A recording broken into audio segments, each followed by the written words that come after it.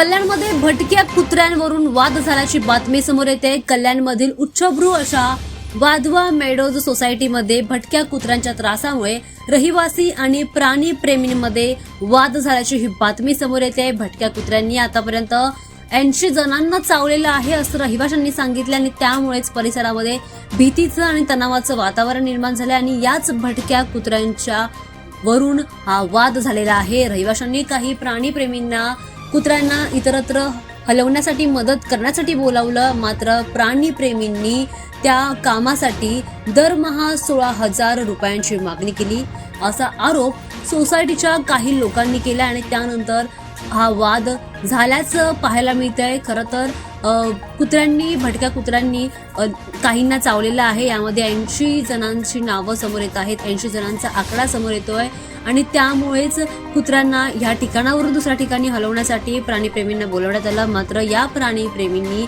या प्राणी मित्रांनी कुत्र्यांना हलवण्यासाठी पैसे मागितले आणि ते सुद्धा 16,000 रुपये देण्याची त्यांनी मागणी केली असा आरोप सोसायटीच्या लोकांनी केलाय। त्यानंतर खडकपाडा पोलीस ठाण्यात दोन्ही बाजूंविरुद्ध गुन्हा दाखल करण्यात आलेला आहे, ज्यामुळे हा वाद आता अधिकच चिघळलाय। या वादात काही प्राणी मित्रांनी एका भटक्या कुत्र्याला मारल्याचा आरोप देखील केलाय, ज्यामध्ये पोलिसांनी एका अज्ञात रहिवाशाविरुद्ध प्राण्याच्या ठार मारण्याचा गुन्हा देखील नोंदवलेला आहे। आतापर्यंत पूर्ण तपास सुरू असून परिसरामध्ये तणावपूर्ण वातावरण निर्माण झालंय। या व्यक्तीला शोधण्याचे प्रयत्न देखील पोलिसांकडून सुरू आहेत, मात्र हे प्रकरण आता चर्चेचा विषय बनलंय।